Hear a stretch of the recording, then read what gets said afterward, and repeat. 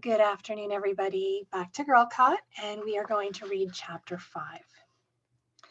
My mood lifted as I walked down Loquat Lane, passing all of the rainbow-colored houses with Papa's garage at the end, the Johnsons' pot of gold.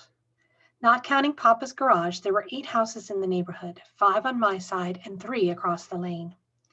Of all the houses, only 3 had names. Our house was named Dodaleo, shortened for Dora, Desmond, and Lionel. Eileen preferred to call it Cupcake Cottage because it was pink with a white sparkling roof.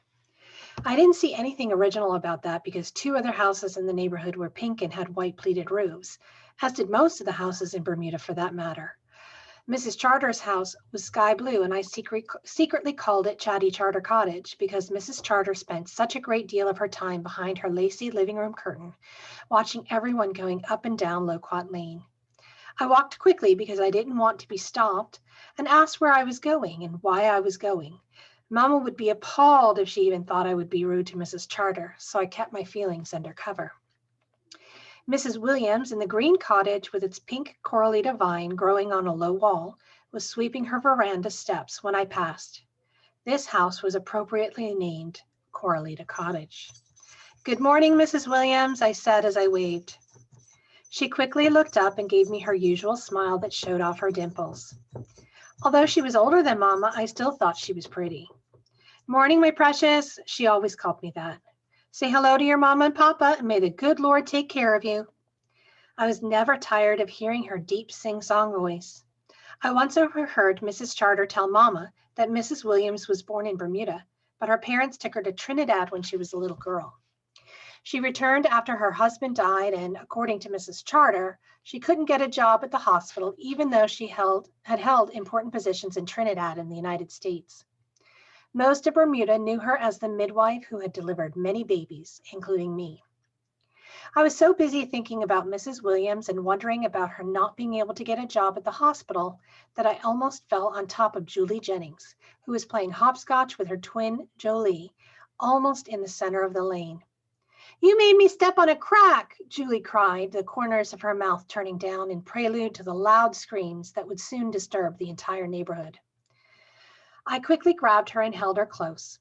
I could feel her little projecting teeth against my stomach. I almost lost my balance when Jolie attacked me from behind, throwing her arms around my waist.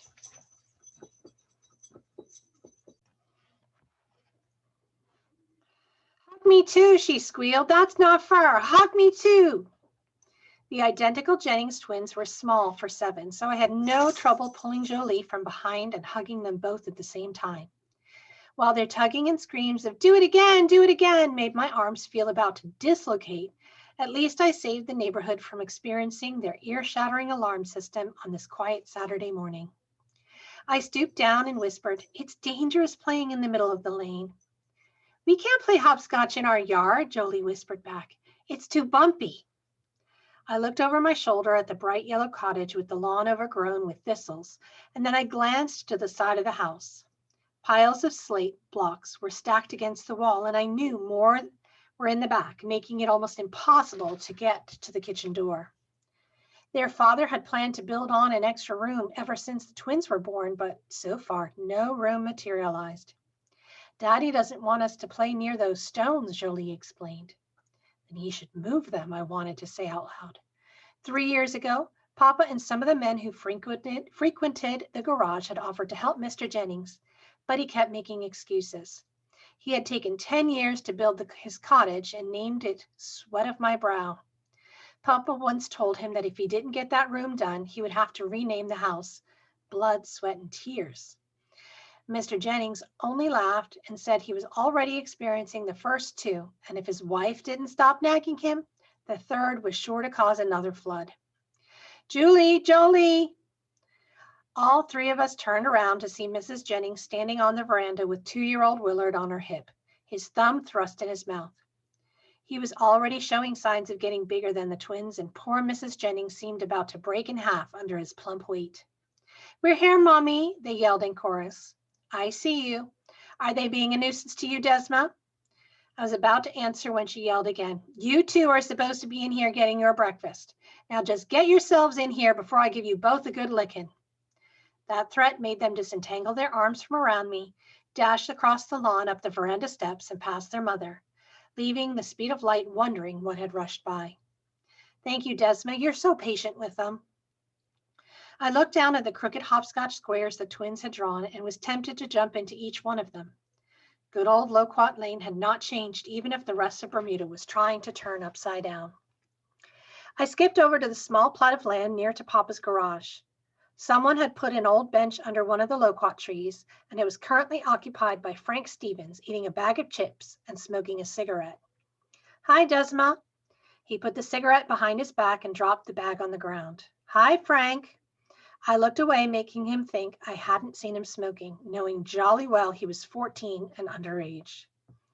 He used to live in the neighborhood, but the landlord raised the rent because the whole family would throw loud parties and disturb the peace and tranquility of Loquat Lane. They also owed 6 months in back rent, and Mr. Stevens protested when he said he was living in a free country and should not be paying any rent.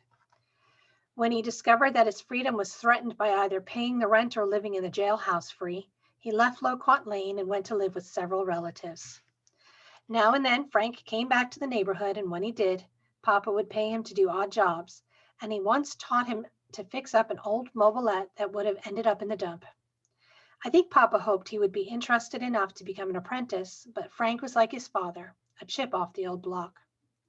Without taking any more notice of Frank, I walked over to the garage. It was a renovated blue cottage that once had a veranda in the front. This had been widened into a door that opened with pulleys from the ceiling, and when closed looked like in any ordinary house with an extra wide garage door. Mama had insisted that the front be presentable no matter what was hidden inside.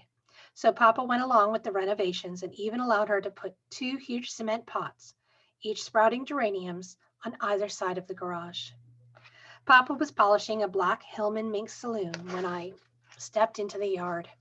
I knew right away it belonged to Dr. Crown, and although the car was almost 14 years old, it still looked brand new. Dr. Crown was one of the first persons in Bermuda to get a car when the Motor Car Act was passed around 1945. He was so proud of this machine that he called it Lady Sue, and Papa was the only person he trusted to service it. I went over and stood beside Papa.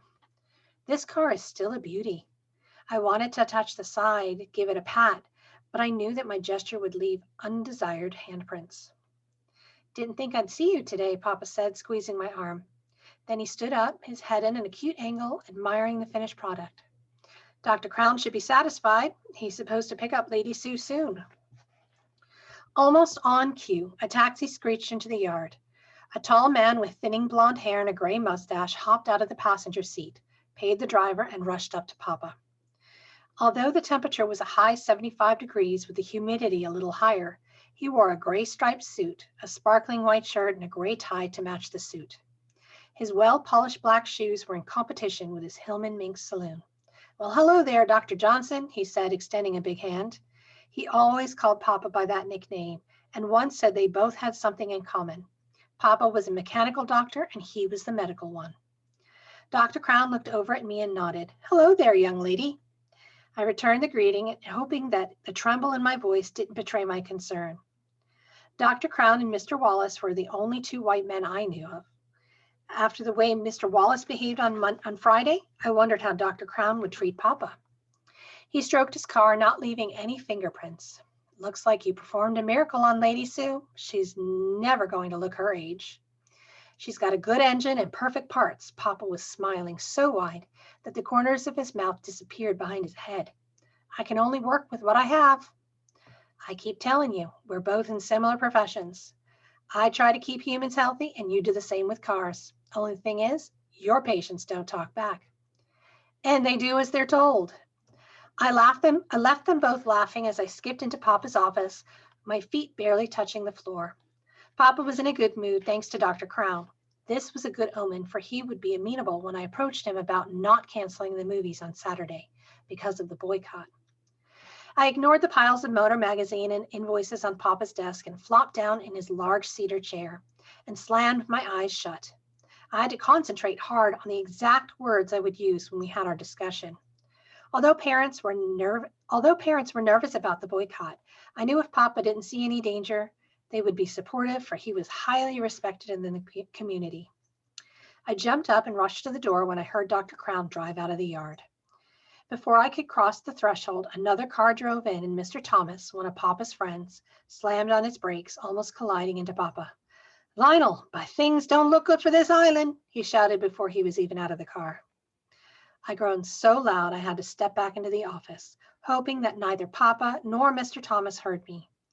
Eileen had nicknamed him Didymus because he lived up to the name as a doubting Thomas in the Bible. There goes Papa's good mood. I was right, for before long they began talking about the danger of the boycott. I didn't want to listen to the conversation, so I went back to Papa's desk and organized his magazines and invoices. I could hear Didymus yelling that the progressive group should mind their own business and leave well enough alone. He was so loud that I could not hear what Papa was saying. At midday, they were still at it, so I decided to leave. Papa didn't even notice when I told him I was going home.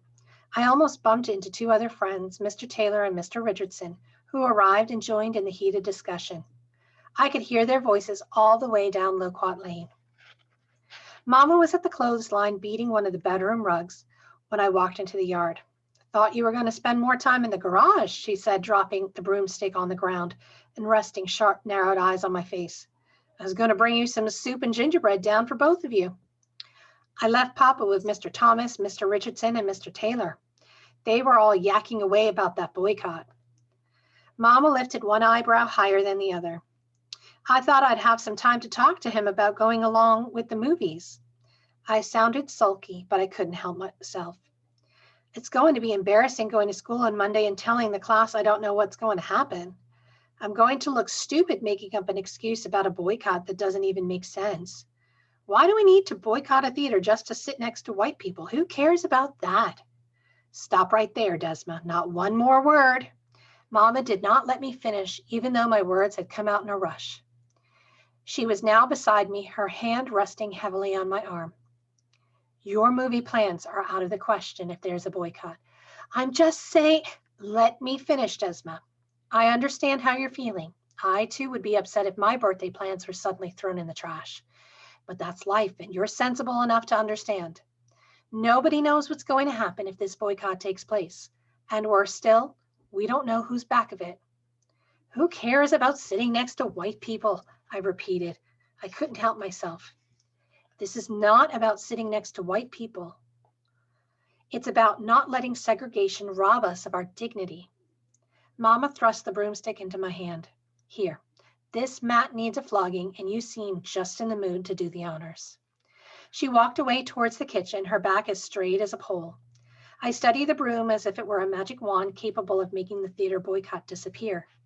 When I whacked the rug, a plume of dust rose like incense, but no genie appeared to grant me my wish. Instead, I coughed. This cleared my head of such nonsense. Papa had to be my genie. My brain ached more than my arm when I finished whacking the rug. I pulled it off the line, rolled it into a cylinder, and then hurled it over my left shoulder like a body from the battlefield. "That rug is heavy, Desma. Here, let me help you." Mama opened the kitchen door wide, and I smiled as I walked past her, even though my shoulders were aching. I can manage. Maybe beating the rug was good therapy. Nothing was going to spoil my important 16th birthday celebration. Nothing.